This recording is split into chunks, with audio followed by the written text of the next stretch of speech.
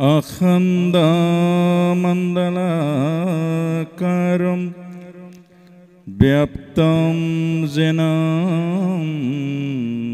चराचरं तत्पदं दर्शितं जनं तस्मै श्री गुरुवे नमः। ब्रह्मानन्दं परमसुखदं केवले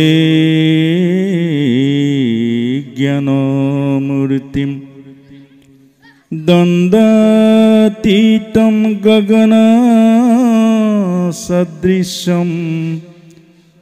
तत्त्वमच्छादिलक्षणम् एकं नित्यं विमलाचलं सर्वधी साक्षीभूतं भवातीतं त्रिगुणरहितं सद्गुरु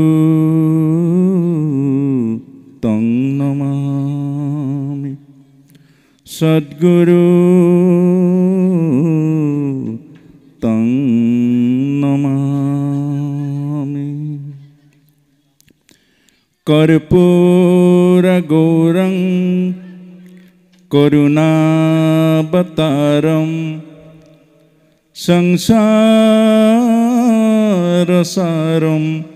भुजगेन्द्रहारं सदा वसन्तं हृदयारविन्दे भवं भवानी सहितं नमामि। भवं भवानी सहितं नमामि। कृष्ण। আজি আমি এই যে দায়িত্ব এভাগ লৈছোঁ, আচলতে এইখিনিৰ কাৰণে আমি পাত্ৰ নহওঁৱে, আপোনালোক সকলোৱে জানে। তথাপিও এই যে এখন সভা উদ্বোধন কৰা, এইটো এটা ডাঙৰ কাম। বাকী এটি বিষয়ৰ ওপৰত ভাষণ দিয়া সেইটোতকৈও এই যে উদ্বোধনৰ দায়িত্ব এটা বৰ ডাঙৰ কাম। আৰু আজি মোৰ জীৱনত 89 চনৰ পৰা আজি প্ৰথম সভা উদ্বোধনৰ দায়িত্বভাগ আমাক দিছে আৰু আমি লৈছোঁ। গতিকে ভুল ত্ৰুটি যদি ক'ৰবাত বহৰাটোটা হয়, আপোনালোকে প্ৰথমতে ক্ষমা বিচাৰিছোঁ আপোনালোকৰ চৰণতে। আৰু যিহেতু সাধুনাম সমাহি ভূষণম, আশা ৰাখিছোঁ আপোনালোকে ক্ষমা কৰিব। এতিয়া প্ৰথমতে আমি এটি সৰু অমৃতময় এটি সুন্দৰ কাহিনীৰে আৰম্ভ কৰিম আমাৰ দায়িত্বভাগ। খালি আপোনালোকেতো আমাক চিনি পায়, ইয়ালৈ বহুতবাৰ আহিছোঁ। খালি মই ভাবোঁ কথা পতাটো বন্ধ হ'ব লাগিব। ধৰ্মৰ কথা, ঈশ্বৰৰ কথা, ভাগৱতৰ কথা ই কাণেৰে কেতিয়াও নুশুনে। আকৌ কৈছোঁ, কাণেৰে কেতিয়াও নুশুনে। 100 বছৰ যদি কোনোবাই কাণেৰে শুনে, জীৱনৰ পৰিৱৰ্তন নহ'ব আৰু জীৱনৰ ৰূপান্তৰ অসম্ভৱ। গতিকে ধৰ্মৰ কথা, ঈশ্বৰৰ কথা বা গীতা ভাগৱতৰ কথা সদায় মনেৰে শুনিব লাগে আৰু মনেৰে শুনাৰ পাছত মথন কৰিব লাগে, তাৰ পাছত জীৱনত তাক ব্যৱহাৰ কৰিব লাগে। তেতিয়া জীৱন ৰূপান্তৰ হ'ব আৰু ধৰ্মৰ ফল আমাৰ জীৱনত আহি পৰিব। এতিয়া কাহিনীটো হ'ল, এটা হাতী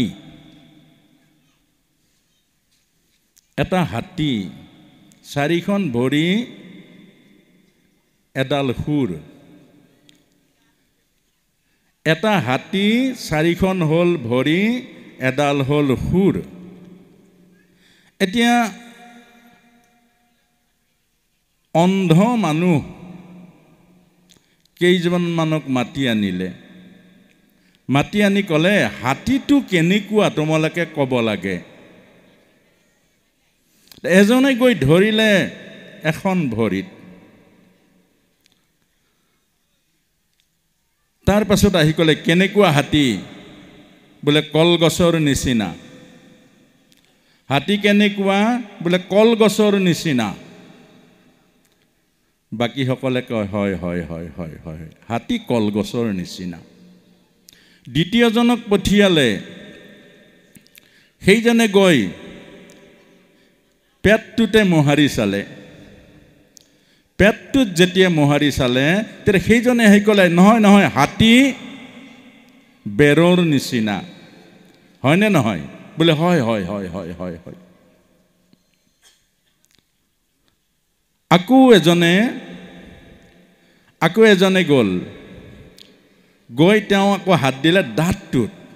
দাঁত বহুত দীঘল দাঁত ওলাই আছিলে, দাঁতটোত হাত দিলে।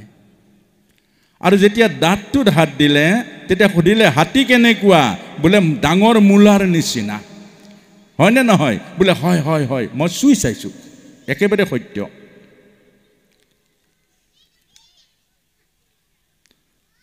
এতিয়া এজন চকু থকা মানুহক ক'লে যে হাতী কেনেকুৱা, তেতিয়া হাতীটোৰ বিৱৰণ দিলে চকু থকা মানুহজনে। সেইকাৰণে এজন ধৰ্মজ্ঞ মানুহৰ কাৰণেহে ধৰ্মৰ পৰিচয় শুদ্ধ আৰু সত্য দিব পাৰিব। এজন ধৰ্মক নজনা ধৰ্মজ্ঞ নোহোৱা এজন ধৰ্মৰ তত্ত্ব আৰু ৰহস্য নজনা মানুহ মানে হ'ল অন্ধ মানুহ। আৰু সেই সমাজত যেতিয়ালৈকে অন্ধ মানুহে ধৰ্মৰ ব্যাখ্যা কৰিব, যেতিয়ালৈকে অন্ধ মানুহে ধৰ্মৰ সংজ্ঞা সমাজখনক আগবঢ়াব, অন্ধ মানুহৰ দ্বাৰা যেতিয়া সমাজ ধৰ্মৰ ৰাস্তাত আগবঢ়াই নিব, তেতিয়া সেইখন সমাজ খালত পৰিব। সেইখন সমাজ কেতিয়াও ধৰ্মৰ মাজেৰে জীৱনৰ যিটো শান্তি, ধৰ্মই দিয়া আমাৰ জীৱনৰ যিটো শান্তি, গৃহস্থী আশ্ৰমৰ যিটো স্বৰ্গীয় আৰু বৈকুণ্ঠ সুখৰ আনন্দ, সেইটো পাব কেতিয়াও নোৱাৰে।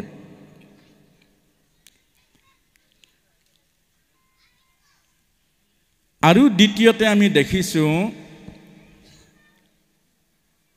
যে এই যে নদীবোৰে পাৰ ভাঙে,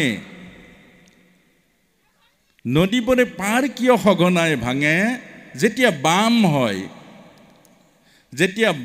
হয় তেতিয়া নদীবোৰে পাৰ ভাঙে, সময়ে সময়ে মানুহক বহুত অত্যাচাৰ কৰে, আনকি ঘৰ দুৱাৰ ভাঙিও বেলেগ বেলেগ হৈ যাব লাগে।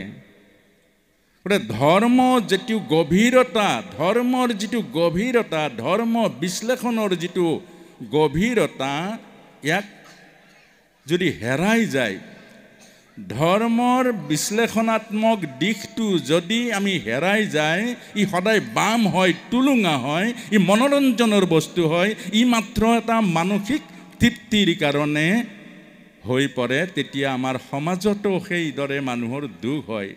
নানা ধৰণৰ ধৰ্মৰ মাজেৰে যি ধৰ্মই সুখ দিব লাগে সেই ধৰ্মই দুখ দিব, যি ধৰ্মই একাত্মতা আনিব লাগে সেই ধৰ্মই ভাগি ছিগি খণ্ড বিখণ্ড কৰিব।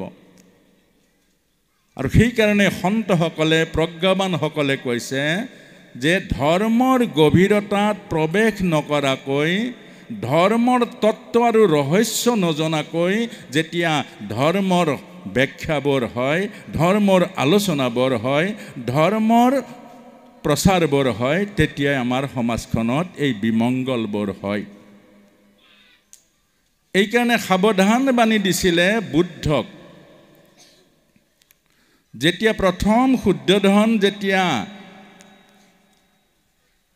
মুক্তি বিচাৰি নিজৰ ৰাজ্য ত্যাগ কৰি, ৰাজপ্ৰসাদ ত্যাগ কৰি, নিজৰ পত্নী পুত্ৰক ত্যাগ কৰি আহিছিল এখন অৰণ্যৰ মাজলৈ। আৰু সেই অৰণ্যৰ মাজত যেতিয়া স্নান কৰিবৰ কাৰণে এটা পুখুৰীত নামিছিল তেওঁ, তেতিয়া সেই অৰণ্য দেৱতাই তেওঁ সুধিছিল, তুমি এই পুখুৰীটোত কাৰ অনুমতি লৈ নামিছা? তুমি যে পুখুৰীত নামিছা কাৰ অনুমতি লৈ নামিছা? তেতিয়া এওঁটো দেখিলে মইতো অনুমতি কাৰো লোৱা নাই, উঠি পাৰত বহিলে। আৰু তাৰ পাছত এটা চাউতাল জাতীয় ভিল এজনে আহি নদীত জাপ মাৰি পৰিলে, সাঁতুৰি নাদুৰি পুখুৰীত থকা পদুমবোৰ তছনছ কৰিছে। তেতিয়া এওঁ আচৰিত হ'ল, মই মাত্ৰ নামিছিলোঁহে, আৰু মই নামতে এনেকৈ সাৱধান বাণী শুনালে, আৰু এওঁতো গোটেই সৰোবৰৰ পদুম ফুল পৰ্যন্ত নষ্ট কৰিছে, এওঁ কিয় মতা নাই? তে সুধিলে, হে অৰণ্য দেৱতা, মই মাত্ৰ নামিছিলোঁহে, আৰু মই নামতেই তুমি মোক এনেকৈ সাৱধান বাণী শুনালা। ঔজনটো গোটেই নামি গোটেই পদুম ফুল নষ্ট কৰিছে, এতিয়া মনে মনে আছা কেলে? গাহৰিৰ গাত কিমান মাটি লাগি থাকে এইটো নাচাই, গাহৰিৰ গাত কিমান মাটি লাগি থাকে এইটো সমাজে নাচায়। তুমি এখন সমাজৰ পথ প্ৰদৰ্শক, তুমি এখন সমাজৰ বাট দেখুৱাবলৈ আহিছা, দায়িত্ব লৈছা, আৰু তোমাৰ পাছেৰে এখন বৃহত্তৰ সমাজ আগবাঢ়ি আহি আছে। তোমাৰ এটা ভুল কথাই, এটা কথাৰ অমনোযোগিতাই এখন সমাজ বহু বছৰ বছৰ যুগ যুগ অন্তত খাললৈ লৈ যাব। এটা কলুষিত পৰম্পৰা আৰম্ভ হ'ব। গতিকে সাৱধান, তুমি যি ৰাস্তাৰে আগবাঢ়িছা, এটা জাতিক, এটা সংস্কৃতিক, এটা সভ্যতাক বাট দেখুৱাবৰ কাৰণে মনত ৰাখিবা, তুমি প্ৰতিটো কথা, প্ৰতিটো শাস্ত্ৰ, প্ৰতিটো ধৰ্ম, প্ৰতিটো বাণীৰ তন্নকৈ পৰীক্ষা কৰি তুমি আগবাঢ়িব লাগিব। তোমাৰ বগা সাজজৰাত যদি ক'ৰবাত অকণমানো স্পট থাকে, সমাজৰ দৃষ্টিত সেইটো পৰিব, আৰু এদিন সমাজখন সেইফালে গুচি যাব। সেইকাৰণে সাৱধান বাণী শুনাইছিলে, কিন্তু আজি সেইবোৰ সাৱধান বাণী আমি প্ৰায় এৰি দিয়াৰ কাৰণে আজি আমাৰ এই ধৰ্ম আছে, গীতা আছে, ভাগৱত আছে, যি বৈদিক সনাতন ধৰ্মৰ আধাৰত ভাৰতবৰ্ষত দেৱতাৰ জন্ম হৈছিল, ভাৰতবৰ্ষৰ দৈবিক সংস্কৃতি, ঈশ্বৰীয় সংস্কৃতি, এইবোৰ আমাৰ মজ্জাগত আছিলে। কিন্তু আজি সেইবোৰ গীতা, সেইবোৰ ভাগৱত, সেইবোৰ ধৰ্মই আমাৰ সমাজ ভাঙি খণ্ড বিখণ্ড কৰিছে। এটা এটা গাঁৱত 4টা 5টা নামঘৰ, এখন বুকুৰ মাজত 4টা 5টা ভাগ হৈ পৰিছে। গতিকে ইয়াৰ মূল কাৰণটোৰ ওপৰতে হয়তো আজি প্ৰভু ঈশ্বৰ আহিছে আপোনালোকৰ ওচৰত, আৰু বাকীসকল আমাৰ পূৰ্ণানন্দকে আদি কৰি বৰ সুন্দৰ বক্তাসকল আছে, এইখিনিৰ ওপৰতে ভাষণখিনি নিশ্চয় আগবাঢ়িব বুলি আমি ভাবিছোঁ। আৰু দ্বিতীয়তে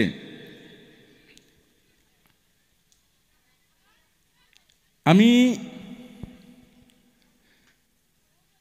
ভাগৱতত আছে একতা, ভাগৱতত আছে একাত্মতা, ভাগৱতত আছে একতা, ভাগৱতত আছে একাত্মতা, কিন্তু সেই ভাগৱতত আজি তাৰ বিপৰীত দৃশ্যটো আমি দেখা পাইছোঁ। ইয়াৰ কাৰণটো কি? ইয়াৰ কাৰণটো এটি ব্যাসদেৱৰ এটি কাহিনীৰ মাজত সোমাই আছে। মই এইখিনি ব্যাখ্যা নকৰিম, যিহেতু মোৰ দায়িত্ব হ'ল উদ্বোধন। মাত্ৰ এই কেইটামান দিশ মই মাত্ৰ চুই গৈছোঁ, আৰু এই দিশখিনিৰ ওপৰতেই গোটেই ধৰ্মটো, গোটেই আমাৰ একাত্মতাৰ বীজ যিটো ভাগৱত বা গীতাৰ যিটো দৰ্শন, ইয়াতে সোমাই আছে। ব্যাসদেৱে যেতিয়া কলিযুগ হোৱাৰ আগতেই এদিন সমাধিত লগ পাইছিলে এই জ্ঞানসমূহ, যি জ্ঞানৰ দ্বাৰা আজি মহাভাৰত হৈছে, যি জ্ঞানৰ দ্বাৰা ভাগৱত হৈছে, যি জ্ঞানৰ দ্বাৰা গীতা ৰচনা হৈছে, এই গোটেই জ্ঞানখিনি কোনে পাইছিলে? ব্যাসদেৱে পাইছিলে। কেনেকৈ পাইছিলে? সমাধিত পাইছিলে। সমাধিৰ অৰ্থ হ'ল ইন্দ্ৰিয়ৰ সিপাৰে এখন, আমাৰ ইন্দ্ৰিয়ৰ অৰ্থাৎ আমাৰ ইন্দ্ৰিয়ৰ সিপাৰত এখন ৰাজ্য আছে, ইন্দ্ৰিয়ৰ ইপাৰে এখন আছে, এইখনৰ নাম হ'ল মৰ জগত। আৰু সেইফালৰ ৰাজ্যখনৰ নাম হ'ল চিত জগত। তাত জন্ম আৰু মৃত্যু নাই, সেইখন ঈশ্বৰীয় জগত। আৰু ঈশ্বৰীয় জগতত পাব পাৰে সমাধিৰ দ্বাৰা। ব্যাসদেৱে সমাধিৰ দ্বাৰা যিখিনি জ্ঞান লাভ কৰিলে, তেওঁ সেই জ্ঞানখিনি ৰোমন্থন কৰি তেতিয়া দেখিলে ইয়াতো মানৱ জীৱনক দৈবিক গুণেৰে গুণান্বিত কৰাই নহয়, ঈশ্বৰীয় এটা পবিত্ৰ মহাজীৱনলৈ উত্তৰণ কৰিব পাৰি। এইবোৰ জ্ঞান কলিৰ মানুহৰ অত্যন্ত উপযোগী জ্ঞান। কিন্তু তেওঁ যেতিয়া সেই জ্ঞানখিনি ৰোমন্থন কৰিছে, সেই জ্ঞানখিনি অকণমান তেওঁৰ বিস্মৃতিৰ মাজত হেৰুৱাৰ উপক্ৰম হৈছে। তেতিয়া চিন্তা কৰিলে যে মই সমাধিত লাভ কৰা জ্ঞান আৰু মোৰেই যদি এতিয়া এটা দিনৰ পাছত লৰচৰ হৈছে, তে ই কলিযুগত কেতিয়াও নাযাবই। আগতে কি আছিলে? শ্ৰুতি আৰু স্মৃতি, শুনা আৰু মনত ৰখা। শুনা আৰু মনত ৰখাৰ যিটো পদ্ধতি, এই পদ্ধতিটো হয়তো আৰু বেছি দিন নাথাকিব। কেলে কলিযুগলৈ আৰু বহুত বাকী আছে, আৰু কলিযুগৰ মানুহৰ কাৰণেতো ই দুৰ্লভ হ'ব। কি কৰিব লাগিব? এইখিনি জ্ঞান লিখিত ৰূপ দিব লাগিব। লিখিত ৰূপ। এতিয়া কোনে লিখিব? ব্যাসদেৱৰ পিতৃ আছিলে পৰাশৰ। তেতিয়া ব্যাসদেৱে ভাবিলে মই সমাধিত লাভ কৰা জ্ঞান আৰু সমাধি নোহোৱা এজন ঋষিমুনি, এইখিনি খুব ধ্যান দি শুনিব। মই সমাধিত পোৱা জ্ঞান এজন সমাধি নোহোৱা ঋষিমুনিক যদি মই লিখিব দিওঁ, তেওঁ নিজৰ কথা, নিজৰ মনৰ চিন্তাৰ কথা তাত ভৰাই দিব। যদি 1 ড্ৰাম গাখীৰত 1 বিন্দু কেৰাচিন তেল পৰে, তেতিয়া সেই গোটেই গাখীৰ নষ্ট হৈ যাব। তাৰ পৰা মানুহৰ কল্যাণ নহ'ব, মানুহ কিন্তু মৰিব, অকল্যাণ হ'ব। যদি মই পোৱা সমাধিযুক্ত এই ভাগৱতৰ জ্ঞানত যদি কোনোবাই নিজৰ মনৰ কথা, নিজৰ চিন্তাৰ কথা, নিজৰ ভাৱনা তাত সোমাই দিয়ে, ভাগৱতৰ মহিমা নাথাকিব, আৰু সেই ভাগৱতৰ দ্বাৰা জীৱৰ কল্যাণ নহ'ব, আৰু সেই ভাগৱতৰ দ্বাৰা এদিন কিন্তু জীৱৰ অনিষ্ট হ'ব। সেইকাৰণে ব্যাসদেৱে মাতিলে পাৰ্বতী পুত্ৰ শিৱ আৰু পাৰ্বতীৰ প্ৰিয় পুত্ৰ গণেশক ধ্যান কৰিলে। আৰু গণেশ আহিলে, সুধিলে মোক কিয় মতা হ'ল? বোলে তুমি মোক কাম এটা কৰি দিব লাগে। কি কাম? বোলে মই সমাধিত পোৱা এই জ্ঞানবোৰ কলিৰ মানুহৰ কাৰণে বহুত কল্যাণকাৰী জ্ঞান, আৰু যদি এই জ্ঞানটো কলিৰ মানুহে নাপায়, নতুন সৃষ্টি সত্য নাহিব। এই সত্যৰ যিটো বীজ, এইবোৰে হ'ল আমাৰ আধ্যাত্ম জ্ঞান, আধ্যাত্ম বিদ্যা। এইখিনি লিখি দিব লাগে। এইখিনি লিখি দিব লাগে। তেতিয়া গণেশে এটা চৰ্ত দিলে যে মই লিখি দিব পাৰিম, কিন্তু মোৰ যদি লিখনি ৰৈ যায়, মোৰ কলম যদি থাকি যায়, তেতিয়াহ'লে তোমাৰ আধৰুৱা হ'ব। ব্যাসদেৱৰ উপায় নাই, মানিবতো লাগিবই। মানিলে, কিন্তু এটা কথা ক'লে যে তোমাকো মই এটা চৰ্ত বান্ধি দিছোঁ যে তুমি নুবুজাকে লিখিব নোৱাৰিবা। মই কোৱা প্ৰতিটো শ্লোকৰ অৰ্থ তুমি বুজিহে লিখিব লাগিব। এই কথাটো আমাক নিৰ্দেশ দিছে। নুবুজাকৈ ভাগৱত নপঢ়িব, নুবুজাকৈ ভাগৱত নুশুনিব। কেলে? যদি নুবুজাকৈ পঢ়ে, যদি নুবুজাকৈ ভাগৱত শুনে, ভাগৱত মনোৰঞ্জন হ'ব, ভাগৱত ভাৱৰঞ্জন কেতিয়াও নহ'ব। এই কথাটোৱে কৈছে। যদি ভাগৱত নুবুজাকৈ আপুনি পঢ়ি যায়, তেতিয়াহ'লে এটা টেপত যেনেকৈ কেছেট লগালে ভাগৱত গালে টেপত কোনো হৃদয়ত অনুভূতি নাজাগিব, টেপৰ মাজত কোনো হৃদয়ত ভাৱৰঞ্জন নহ'ব। আৰু এজন পাঠকে যদি নুবুজাকৈ পাঠ কৰে, তেতিয়াহ'লে তেওঁ 20 বছৰ পাঠ কৰিলেও তেওঁৰ হৃদয়ত ভাগৱতৰ দিব্য প্ৰেম আৰু ভক্তি নাজাগিব। আৰু ঠিক সেই কথাটোকে কৈছে যে ভাগৱতৰ মাজত থকা যিটো তত্ত্ব আৰু ৰহস্য, এই ভাগৱত হ'ল নিগম। এতিয়া বৰ্তমান ভাগৱত নিগম প্ৰায় নোহোৱা হৈছে, আগম হৈছে। দুৰ্গা পূজাৰ নিচিনা যিমানবোৰ ডেকৰেশ্যন হৈছে, চেলফি পইণ্ট লগাইছে, 25-30 লাখ টকাৰ বাজেট বনাইছে। এতিয়া ভাগৱত এটা মনোৰঞ্জনৰ, অৰ্থাৎ ব্যাসদেৱে সেইটোৱে সাৱধান বাণী শুনাইছে যে ভাগৱত নিগম, কিন্তু যদি ভাগৱত আগম হৈ যায় তেতিয়াহ'লে জীৱনত আপুনি আধ্যাত্মিক ফল নাপাব, মাত্ৰ মনোৰঞ্জন কিন্তু পাব। তেতিয়াই সাৱধান কৰি দিছিলে। সেইকাৰণে ভাগৱতৰ মাজত যদি ভাগৱতৰ আধ্যাত্মিকতা, ভাগৱত নিগমকল্পতৰুৰ গলিতম ফলম চুকমুখাদমৃতদ্ৰৱ সংযুক্তম পিবতং ভাগৱতৰ ৰসমালয়ম মুহুৰুহু ৰুচিকা ভুবি ভাবুকাহা। গতিকে ভাগৱতক ব্যৱহাৰ কৰিব লাগিব আমি আধ্যাত্মিকতাৰ, নিগমতাৰ কাৰণে, অৰ্থাৎ জীৱনৰ পৰম সত্যক পাবৰ কাৰণে, জীৱনক জীৱন গঢ়ি তুলিবলৈ। এতিয়া এই কথাখিনিয়ে আমাক ধৰ্মই কৈছে। গতিকে ভাগৱত আজি আপোনাসৱে নিশ্চয় বহুত, এতিয়া ভাগৱত এনেকুৱা এটা হৈ গ'ল, শ্ৰীমদ ভাগৱতত আছিলে 18,000 শ্লোক, কিন্তু এতিয়া অসমীয়াত হোৱা কাৰণে বহুতে এতিয়া নতুন ভাগৱত আকৌ নতুন ছপাইছে, তাত বহুত কথা সংযোগ আৰু বিয়োগ ঘটিছে।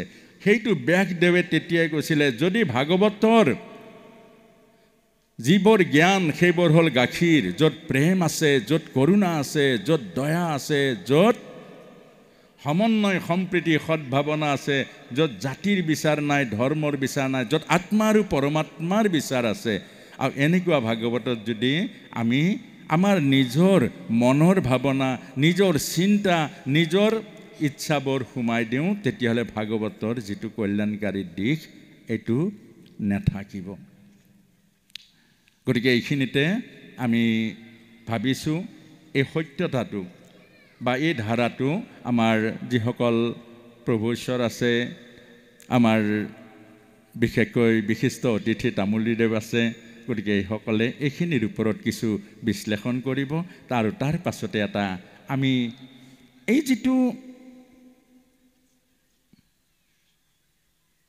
ভাগৱতৰ মাজত পজিটিভ নিগেটিভ, এটা সাকাৰাত্মক চিন্তা, এটা নাকাৰাত্মক চিন্তা, এইটো চবতে আছে।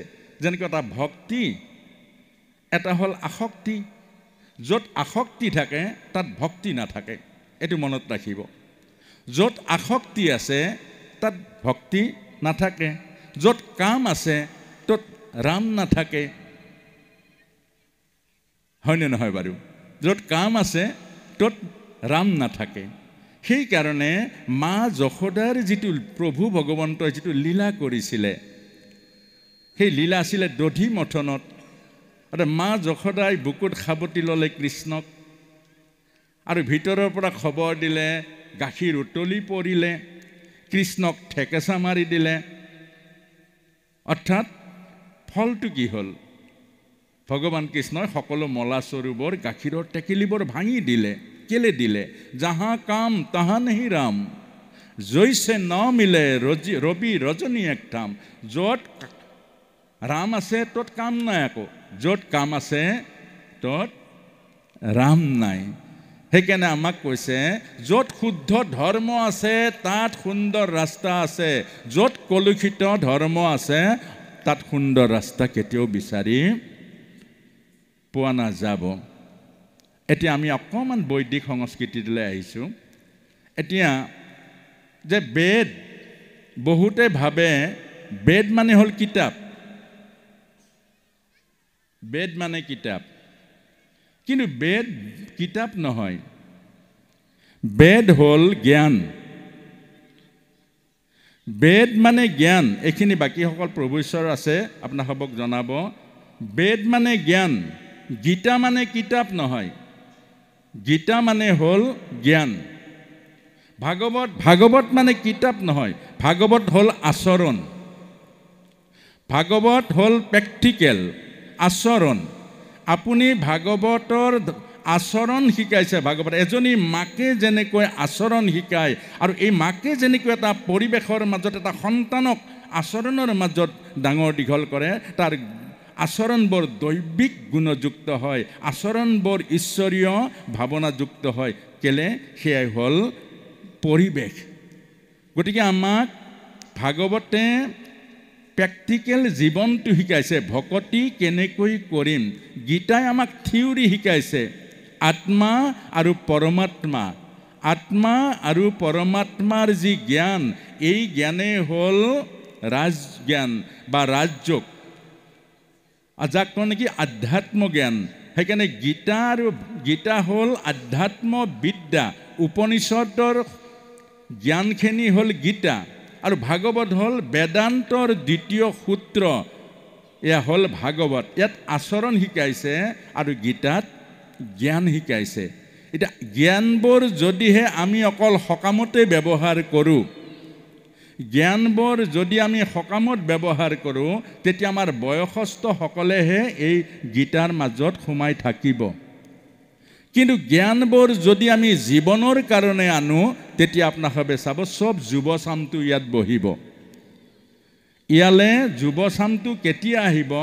যেতিয়া যুৱচামটোৱে বুজিব যে গীতা হ'ল জীৱনৰ জ্ঞান, গীতাৰ মাজেৰে জীৱন পৰিশুদ্ধি কৰিব পাৰি, গীতাৰ মাজেৰেহে এটা সুন্দৰ নিৰ্মল নিষ্পাপ জীৱন আমি ধাৰণ কৰাৰ সৌভাগ্য পাম। তেতিয়াহে সেই যুৱচামে, অৰ্থাৎ আজিৰ যুৱচামে জীৱনক বিচাৰে, মনত ৰাখিব। কিন্তু গীতা যিদিনা আমাৰ সমাজত জীৱনমুখী হয়, সেইদিনা গীতা যুৱচামে আহিব, গীতাত জীৱনক বিচাৰিব। আৰু শ্ৰীমদ ভাগৱত হ'ল আচৰণ। গতিকে আচৰণবোৰ আমি যেতিয়া বুজিম যে ভাগৱতৰ আচৰণে আমাৰ দৈবিক জীৱনৰ পাতনি মেলিব, ভাগৱতৰ আচৰণে আমাক সকলোৰে প্ৰিয় কৰিব, ভাগৱতৰ আচৰণেৰে আমাক এটা সুন্দৰ জীৱন দিব, তেতিয়া যুৱ প্ৰজন্ম আহিব।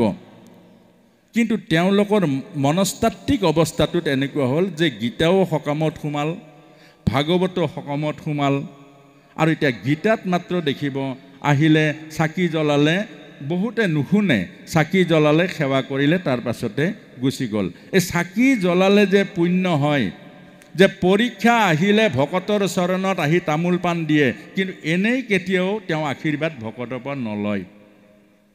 মাত্ৰ পৰীক্ষা আহিলে পৰীক্ষাৰ ভয়তে ভকতৰ ওচৰত চাকি জ্বলায়। কিন্তু তেওঁ জীৱনৰ যদি সেই ধাৰাটো আমি যদি ল'ৰা ছোৱালীখিনিক সেই মাধ্যমত ৰাখোঁ, তেওঁলোকে আচল জীৱনক বিচাৰি কেতিয়াও নাপাব। গতিকে মই আশা ৰাখিম আমাৰ বৈদিক সংস্কৃতিয়ে কেনেকৈ এটা গৰ্ভত থকা সন্তানক গৰ্ভ সংস্কাৰ দিছে, এটা সৎ সন্তান আনিবৰ কাৰণে বৈদিক সংস্কৃতিয়ে কেনেকৈ আমাক সংস্কাৰ দিছে, দশ সংস্কাৰ দিছে।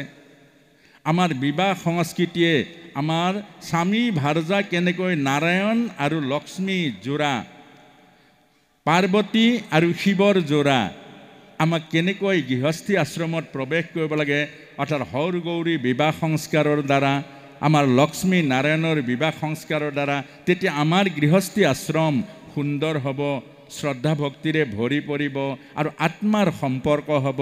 তেতিয়া স্বামী ভাৰ্যাৰ আমাৰ যিটো মিলন, সেইটো আত্মিক হ'ব। এইখিনি কথা আমাক শিকাইছে। গতিকে আমি ভাবিছোঁ এই বৈদিক সংস্কৃতিখিনিহে বেছি প্ৰচাৰ কৰিব লাগে। আৰু বেদ মানা আৰু নামানা, মাকক মানা আৰু নামানা একেটাই কথা, যে মাকক বাদ দি কোনো সন্তান জন্ম হ'ব নোৱাৰে, বেদক বাদ দি কোনো মানুহৰ সৃষ্টিত জীয়াই থাকিব নোৱাৰে। সেইকাৰণে বৈদিক সংস্কৃতি এটা আমাৰ জীৱন সংস্কৃতি, এইখিনিকে মই আশা ৰাখিছোঁ। সময়ৰ নাটনি আৰু এইকেইটাৰ ওপৰতে মই ভাবিছোঁ আলোচনাটো হ'লে আমাৰ সকলোৰে কল্যাণ হ'ব। আৰু এতিয়া আমি ভাগৱতৰ এবাৰ আমি নগাঁও পুৰণি গুদামৰ ওচৰত গৈছিলোঁ। আমি বৰ্তমান সময়টো কেনেকুৱা এইখিনি কথা ক'বৰ কাৰণে আপোনাসবক নিশ্চয় আপোনাসবে বুজি পাব। যে তাত আমি যি ঘৰ গৃহস্থিত থাকিবলৈ গৈছিলোঁ আমাক লৈ গ'ল। আমাৰ প্ৰভু ঈশ্বৰেও শুনিব লাগে আমাৰ বিলৈবোৰ কেনেকুৱা সমাজখনৰ, কাৰণ প্ৰভু ঈশ্বৰসকল আহিলে চব বাঁহৰ বনাই চববিলাক যায়, একো ধৰিব নোৱাৰে আচল ঘৰবোৰ, আচল ভিতৰবোৰ কেনেকুৱা। প্ৰথম ঘৰত গ'লোঁ, তাত থকাৰ জেগা নাই। এজন ভকত, মইতো একো ভকততো নপঢ়োঁ, একোতো নপঢ়োঁ, ব্ৰাহ্মণতো নপঢ়োঁ, ভকতো নপঢ়োঁ, একো নপঢ়োঁ, মাত্ৰ নিৰামিষ খাওঁ কাৰণে তাত বোলে নিৰামিষ খাবলৈ একো যতন নাই। এতিয়া ক'লৈ যাম? ৰাতিটো যেন তেনকৈ থাকিলোঁ। পিছদিনা এটা ঘৰলৈ গ'লোঁ, তাত আকৌ গুৰু ঘৰ নাই। বোলো গুৰু ঘৰ নোহোৱা ঘৰততো থাকিব নোৱাৰোঁ, পানীও খাব নোৱাৰোঁ, কি কৰিম? বোলে প্ৰভু বলক, আৰু এঘৰত তাত লৈ গ'ল। লৈ গৈ যি ঘৰত থাকিব দিলে কুকুৰ এটা লৈ আনিছে, একদম ধুনীয়া আকৌ বগা কুকুৰ, সঁচা মৰম লাগিব। কুকুৰটোনো কিমান চুমা খাইছে ক'বলৈ বাকী নাই আৰু। আনি মোক পৰিচয় কৰা দিছে কুকুৰটো, এইটো তোমাৰ ককা ককা ককা। মই হেনো কুকুৰৰ ককাক, মই হেনো কুকুৰৰ ককাক। তেওঁ ভাগৱত পঢ়ি ইমানটোৱে পালে। এইকাৰণে এইখিনি মানুহৰ কাৰণে পুতৌ লাগে, পুতৌ দেহী ঐ। যেনেকৈ যদুবংশই ভগৱানক নিচিনিলে, এদিন ভগৱানেই যদুবংশৰ কাল হৈ গ'ল। যেনেকৈ যদুবংশই এদিন ভগৱানক নিচিনিলে, ভগৱান তেওঁলোকৰ পৰিয়াল আছিলে, ভগৱান পৰিয়াল থকাৰ পাছতো নিচিনিলে, ভগৱান কাল হৈ গ'ল। আৰু এদিন অসমীয়া জাতিৰো ভাগৱতেই কাল হৈ পৰিব। এতিয়া ভাগৱতক আমি যেনেকৈ ব্যৱহাৰ কৰিছোঁ, আমি ভাগৱতক এতিয়া যি উদ্দেশ্যত ব্যৱহাৰ কৰিছোঁ, আমি ভাগৱতক যি উদ্দেশ্য আছিল ভাগৱতৰ, সেই উদ্দেশ্যক বাদ দি অকল মনোৰঞ্জনৰ কাৰণে ব্যৱহাৰ কৰিছোঁ, মনত ৰাখিব অসমীয়া জাতিৰ কাল ভাগৱত হৈ পৰিব। সেইকাৰণে সাৱধান, খুব সাৱধান। আমাৰ এইখন বৈদিক সমাজ, এইখন বৈদিক সমাজ, এইখন সনাতন সমাজ, যাৰ জন্ম নাই মৃত্যু নাই, যি অবিনাশী, আৰু এইখনে অবিনাশী সমাজ। ন জয়তে ইম্ৰিয়তে বা কদাচিৎ নাম ভূত্তা ভবিতা বা না ভূয়ঃ আজো নিত্য শাশ্বত পুৰাণয়ম ন হন্যতে হন্যমানেশ্বৰীৰে নাহা। আত্মা যেনেকৈ জন্ম নাই, আত্মা সনাতন, আত্মা শাশ্বত। আৰু আমি গৌৰৱ কৰোঁ, প্ৰভুৱে আমাক এই সনাতন সংস্কৃতিৰ এক অমৰ সমাজত, অমৰ ধৰ্মত, অমৰ এই দৰ্শনৰ মাজত আমাক জন্ম দিলে। আমাৰ মনত কৃষ্ণ, প্ৰাণত কৃষ্ণ, তেজত কৃষ্ণ, আৰু আমাৰ শ্ৰীমন্ত শংকৰ গুৰুজনাই আমাৰ পথ প্ৰদৰ্শক গুৰুৰূপে আজিও উদাসীন সত্ৰ এতিয়াও জীয়াই আছে। গতিকে আমি সদায় গৌৰৱ কৰিব লাগে। আৰু এই সনাতন ধৰ্মই হ'ল ই সত্য, ই শুদ্ধ, আৰু এক ধৰ্মটো আচৰণত প্ৰকাশ পায়। আৰু সেই কাৰণে শংকৰ গুৰুৱে কৈছে গীতা জ্ঞান মানে শৰণ, অৰ্থাৎ জ্ঞানৰ দ্বাৰা চাৰেণ্ডাৰ কৰক প্ৰভুৰ চৰণত।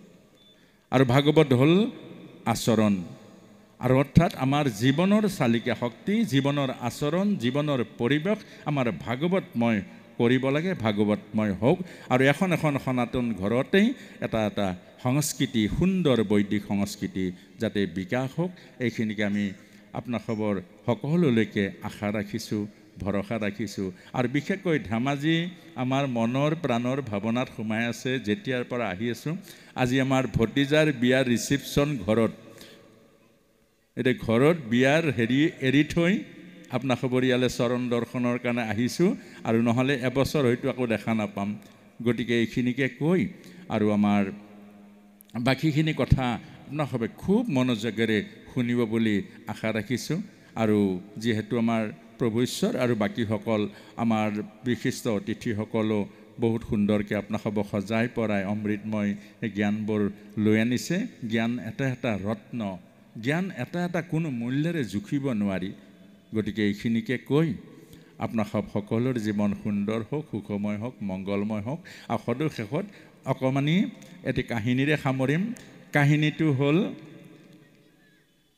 এজন গাঁৱতে নাপিত আছিলে আৰু নাপিতজনৰ ওচৰতে ডেকা ল'ৰা এজন গ'ল চুলি কাটিবলৈ গাঁৱত ভাওনা আছে খুব সোনকালে গ'ল সোনকালে গৈ তাত দৰ্জাত ঢকিয়াইছে ৰাতিপুৱা এই উঠ উঠ উঠ কাষ্টমাৰ আহিছোঁ উঠ সি ক'লে এতিয়া মই শুব লাগে বোলে কাষ্টমাৰ আহিছোঁ পইচা পাবি উঠ সি উঠিলে উঠ মুখ ধুক মুখখন ধুলে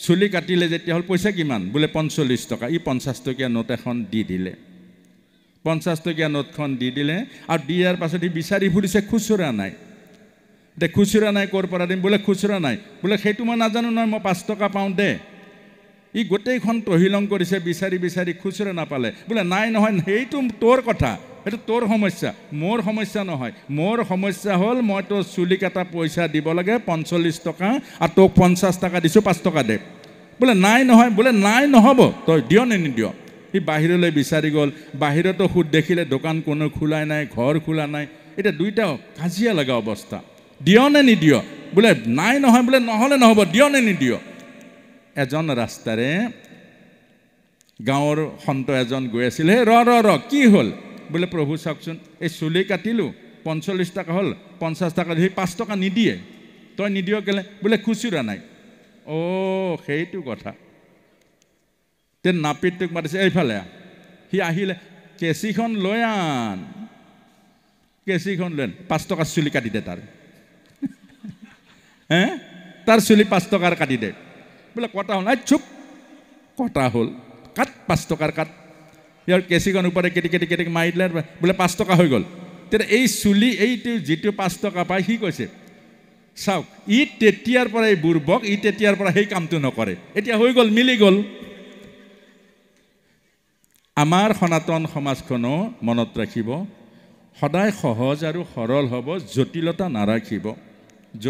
নাৰাখিব আৰু সেইকাৰণে কৈছে যে পৰৰ ধৰ্মক নিহিংসিবা কদাচিত কৰিবা ভূতকদায়া সকৰুণচিত হৈবা শুদ্ধ চিত্ত শান্ত ভকতিত বৎসল ইয়াকে বোলে মহাভাগৱত ধৰ্ম অৰ্থাৎ আপোনাসৱক এইখিনিকে কৈ আমাৰ বুকুৰ মাজত গাঁঠি নলগাব আমি সনাতন ধৰ্ম সূৰ্যৰ নিচিনা সনাতন ধৰ্ম ভগৱান কৃষ্ণৰ নিচিনা যি চৰণত যি হৃদয়ত গোৰ মাৰাৰ পাছতো চৰণ মৰ্দন কৰিছিল একাত্মতাক ৰাখিছিল একাত্মতাই ভক্তি একাত্মতাই শক্তি আৰু একাত্মতাত ঈশ্বৰ আছে আৰু সত্ৰই সংস্কৃতিয়ে ভাগৱতে আমাক সনাতন ধৰ্ম শিকাইছে সৰ্বে ভৱন্তু সুখিনঃ সৰ্বে সন্তু নিৰাময়াঃ সৰ্বে ভদ্ৰাণি পশ্যন্তু মা কচ্ছিৎ দুঃখ ভৱেৎ য'ত একতা আছে য'ত একাত্মতা আছে সমন্বয় সম্প্ৰীতি তাতে ঈশ্বৰ আছে ধৰ্ম আছে আৰু আমাৰ জীৱন সুৰক্ষিত হৈ আছে আৰু এইখিনিকে কৈ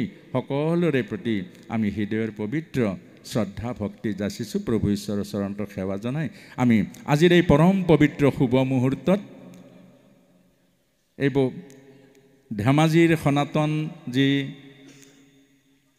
সমাজৰ এই পবিত্ৰ দ্বিবাৰ্ষিক অধিৱেশনৰ আজি মুকলি সভাখন আমি উদ্বোধন কৰিছোঁ বুলি ঘোষণা কৰিছোঁ আৰু এই সভাই আমাৰ সকলোৰে বুকুৰ মাজত সনাতন ধৰ্মৰ পবিত্ৰ ধাৰা গংগা যমুনা আৰু সৰস্বতীৰ নিচিনা প্ৰবাহিত কৰক এইখিনিকে কৈ আমি সকলোৰে প্ৰতি সেৱা জনাই সামগ্ৰী দায়িত্ব সামৰিছোঁ জয় গোবিন্দ মহাপ্ৰভু।